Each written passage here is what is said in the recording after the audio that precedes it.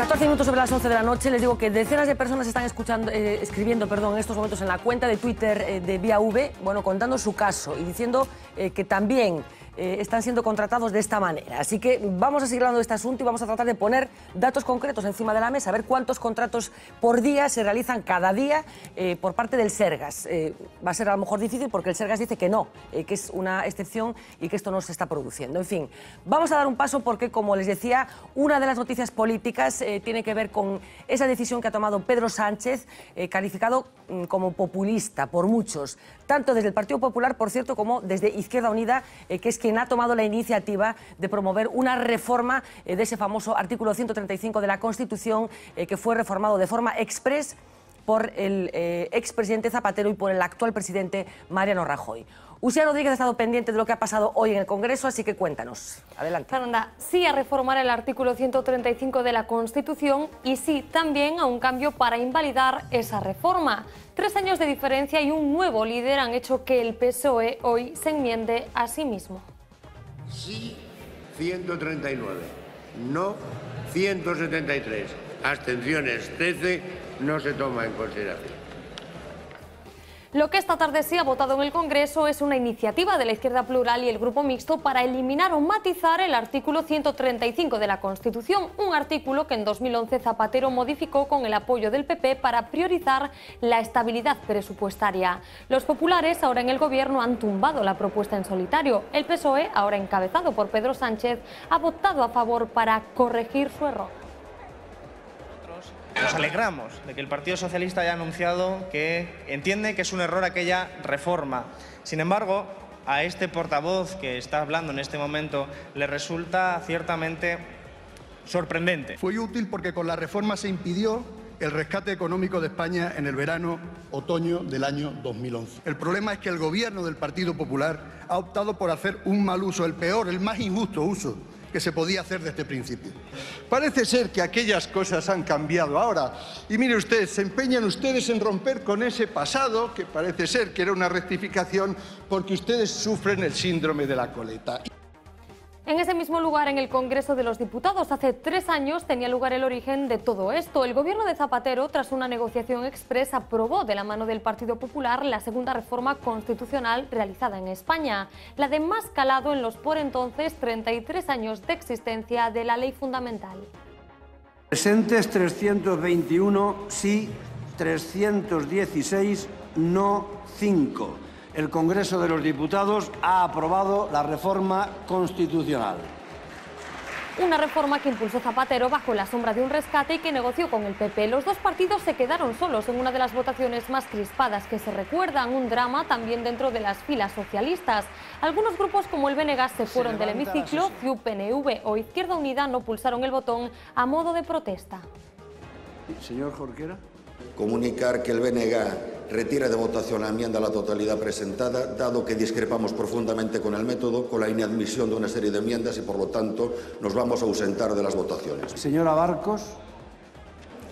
En el mismo tono. Bien, en el mismo tono y en el mismo sentido. Antes que los Ujieres cierren las puertas, si alguien desea ausentarse, está en su derecho de hacerlo. Señor Llamazares, ¿qué desea? Quiero expresarme para vetar esta transacción. No, es una tomadura de pelo. No. Señores Ujieres, cierren las puertas. Vamos a iniciar las votaciones.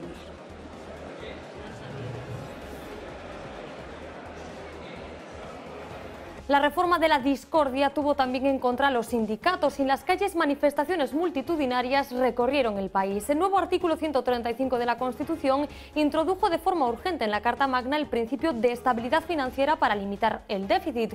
Puso los intereses de la deuda por encima de todo. Una decisión sin precedentes que se tomó de forma express. Zapatero lo decidió en agosto cuando la prima de riesgo marcaba récords sobrepasando los 400 puntos básicos. Cuando los mayores recortes de la historia no daban sus frutos, con el temor de un posible rescate a España, como los llevados a cabo en Grecia, Irlanda o Portugal, y con las sugerencias públicas de Merkel y Sarkozy, el por entonces poderoso eje franco-alemán, pero también con las instrucciones, en aquel momento confidenciales, de Trichet, presidente del Banco Central Europeo. El 5 de agosto le envió una carta que Zapatero mantuvo en secreto durante años, una carta en la que se instaba al mandatario español a tomar acciones con rapidez. Un mes más tarde, la reforma de la Constitución estaba aprobada. También, hay que decirlo, con el apoyo de Pedro Sánchez. Confianza en nuestra economía y garantizar sostenibilidad, estado-bienestar. Por eso hemos trabajado con Rubalcaba en el acuerdo Reforma Constitución Española.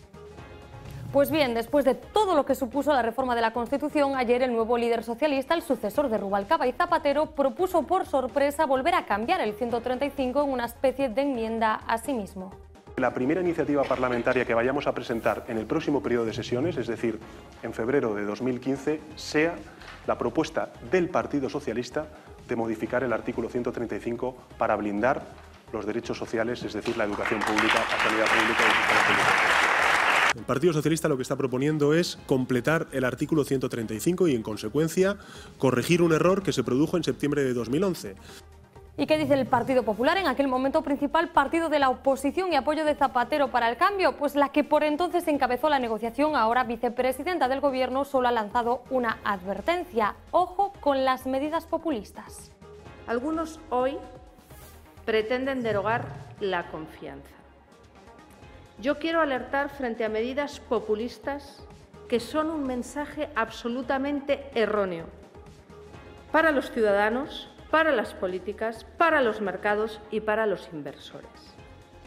Cuando se aprobó la reforma de la Constitución, en agosto de 2011, España estaba, como todos ustedes saben muy bien, al borde del rescate.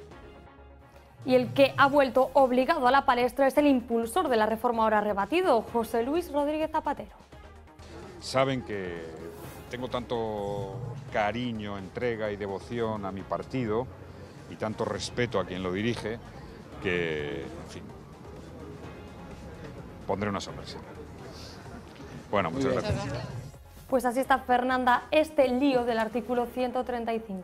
Pondré una sonrisa, el famoso buen rollismo de Zapatero. Enseguida os escucho, pero en el año 2011, antes de que Mariano Rajoy se convirtiera en presidente del Gobierno, unos meses antes, ese mes de septiembre, Rajoy nos contaba en una entrevista para Vía V cómo fue ese proceso de negociación con Zapatero para acometer esa reforma, realmente en un plis-plas. Pues mire, yo le voy a decir, porque además no se lo he contado a nadie, la verdad de lo que ocurrió. Y lo que ocurrió fue que a final del mes de agosto, aproximadamente sobre... bueno, al final no, fue el 16, 17, 18, sobre esa época, me llamó el presidente del Gobierno para decirme que iba a convocar un pleno para el 23, que quería llevar algunas medidas. Yo le dije que compartía algunas y otras no, y me dijo que él creía que sería una buena oportunidad para reformar la Constitución en la línea en la que luego se reformó, y me dijo que cuál sería nuestra posición. Y yo le dije, pues mira, nosotros vamos a votar a favor, y no solo votar a favor, sino le vamos a defender, y le vamos a decir a los españoles que es una buena reforma, porque esto es lo que yo siempre he defendido. Entonces esta reforma salió de una conversación que yo tuve con el presidente del Gobierno. Ese martes 23, unos días después, él en el Pleno dijo que iba a plantear esa reforma y que había hablado con el líder de la oposición, lo cual es verdad, y yo en el mismo Pleno dije que de acuerdo con la conversación que habíamos tenido, mi partido iba a apoyar esa reforma. Por tanto, esa es la historia. Se dice, es muy rápido, pero es muy clara. Bueno, esta era la explicación que nos daba Mariano Rajoy ese mes de septiembre del año 2011, unas semanas antes de convertirse en presidente del Gobierno. José Luis, ¿qué le ha pasado a Pedro Sánchez? ¿Se ha caído del caballo como Paulo camino de Damasco o se dirige a un público concreto? No, vamos a ver, yo creo que se dirige a un público concreto y en una circunstancia personal muy concreta. Yo creo que Pedro Sánchez tiene en este momento dos urgencias fundamentales. Una, que el año que viene tiene que obtener una victoria, por lo menos, sobre el PP. Ya que si no sacar más votos que el PP, ¿crees? Una victoria o echar al PP del Gobierno. La podríamos definir así, las victorias, diciendo o lo echa del Gobierno o tiene un voto más que ellos, ¿verdad? En una de las dos elecciones tiene que ganarla. Y la segunda es que tiene en este momento una competencia enorme que le drena votos, o parece que la tiene de acuerdo con todos los estudios que conocemos electorales, en Podemos.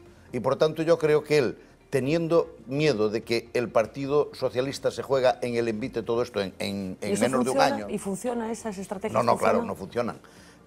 Pero lo que pasa es que Pedro Sánchez está cogido entre dos paredes, ¿no?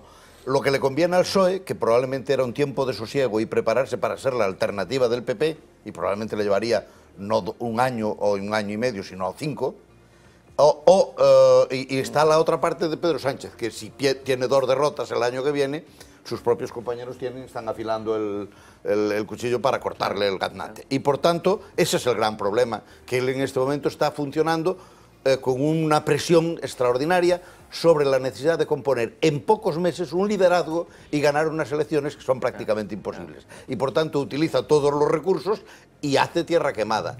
Si no gana, el PSOE queda absolutamente destrozado. Y si gana, probablemente la victoria la comparta Podemos, 60% Podemos, 40% ¿Compartes el análisis, Miguel? A ver, es que en xeral estou en, sí, aparte, o análisis político, sí. O que estou en contra é da lei esa. Esa lei non valeu para nada. Es decir, esa reforma constitucional non valeu para nada no seu momento porque a prima de risco... Porque tú crees que el déficit se va a incumplir. A ver, a prima de risco ano seguinte estuvo en 625 puntos con toda esta lei aprobada. Segundo, esta lei pode ser contraproducente porque fora de equilibrio presupuestario non dice a que nivel de gasto. E económicamente pode ser mellor que haya déficit con un nivel de gasto menor. Es decir, pode ser con un 20% de gasto público que haya un déficit do 10, sempre mellor un gasto público do 30 que un equilibrio, para mí, polo menos, que un equilibrio presupuestario ao 50% do PIB. Es decir, non necesariamente é mellor esta medida. E despois, claro, Pedro Sánchez actúa por oportunismo con este tipo de normas e alterando a Constitución. A Constitución debía ser un documento bastante sagrado, porque se empieza a cambiar... Pero parece que para algunhas cousas é sagrado. Pues por eso digo, se sagrado para unhas cousas, que sea para todas. Es decir, porque esas cousas non se debe xogar con lume, porque se empezamos a reforma da Constitución, tamén non vai parar nese punto. E non vai acabar só a reforma no título 8 da Constitución, vai acabar con todo. E como son outros que prefiren que España rota que roja, prefiro que non anden a tocar o título Miguel, económico. Espera un momento, que pare las rotativas. O sea, tú prefieres una España rota que roja. Siempre. Siempre, ¿Tú también? No, a ver, no. No, espera, es que no, a ver, explica. A ver, yo lo que quiero decir es una cosa fundamental y brevísima porque no le quiero interrumpir a estos. A ver, es evidente que el designio de que el déficit cero constitucionalizado es un mandato programático. También lo es el quitarlo, es decir, tú te endeudas en lo que te dejan. Si lo quitas, te endeudas en lo que te dejan. Y si lo tienes, también te endeudas en lo que te dejan. De tal manera que lo que es importante tenerlo en la Constitución es por decir, hay un horizonte en el cual nosotros aspiramos a mantenernos en un déficit controlado. Bueno, eso yo creo que es lo que dice el sistema, porque lo otro no dice nada en ningún caso. Ni dice que si se quita hay café para todos, ni dice que si no se quita... Os escucho enseguida, pero dejadme, por favor, brevemente. O sea, ¿qué es para ti una España roja y qué es para ti una España rota? Es que me quedé, de verdad, me parece una declaración... Pero él va al revés, porque lo que decía antes es prefiero una España roja a una España rota, sí. Cando se fala de cambiar a Constitución para títulos federais, me temo que a reforma non quede aí, que empecen a tocar os títulos económicos. E a mí me dá moito máis medo que fagan daño económico, porque unha España rota pero rica pode sobrevivir, pero unha España roja e arruinada non, o sea, acabar como Venezuela unidos, eu prefiro estar como repúblicas soviéticas, como Checoslovaquia, non se me explico. Entón, me preocupa moito máis, porque nesa reforma constitucional non van a acabar tocando solo o Estado español, van tocar cousas sociales, e iso sí que pode facer daño de verdade. A ver, Carlos. Se empeza por esta lei do estatutario. Despois desta rememoración de Calvo Sotelo, pois non queda... Claro, os que estamos polas dúas, pois xa non sei onde nos meteremos, non? Os que somos rojos e separatistas, pois xa... En fin, no, volvendo... O peor do peor. O peor do peor, pero sois poucos, Carlos, non pasa nada, sois poucos. É crecendo, eu espero que crecendo. Bueno, sí, pero pouco. No, vamos a ver, eu creo que Miguel ten razón nunha cousa. El di, claro, este artigo 135 non serviu para limitar o gasto público. Efectivamente non. Porque ese non era o seu obxectivo. O gasto público crece, pero serviu sí para unha cousa, para limitar o gasto social. Claro, iso sí que se vai recortando. Por que? Crece a débeda pública e disminúe o gasto social. Como consecuencia obvia. Ben, sí, pero iso é o que está sucedendo. E este artigo serve para iso. E a ver, eu creo que Pedro Sánchez é un oportunista. E o PSOE, eu xa o dixen algunha vez, o que debeu facer xa en maio de 2010, despois daquel fin de semana, non, da señora Salgado en Bruselas, e cando Zapatero dá aquela viraxe... O día que chorou Elena Salgado. Exacto, bueno, pois o que debía facer nese momento, miren, eu presenteime con este programa, disolvo o Parlamento e convoco eleccións. Iso é honesto. O resto foron os minutos do lixo. Para facerlle, como di Mariano Rajoy, a política ao Partido Popular. Pero que hai unha cousa. Hai algo no que sí pode ter razón que é o seguinte, dentro de toda a súa incoherencia. o PSOE pacta co Partido Popular a reforma do artigo 135 en setembro de 2013. Dalle a victoria ao Partido Popular, porque lle entrega así, e o Partido Popular saca con maioría absoluta, no ano 2012 fai unha lei de estabilidade, que entre outras cousas pon ese famoso teito de gasto, que xa en Galicia se aprobara antes, co apoio tamén do PSOE.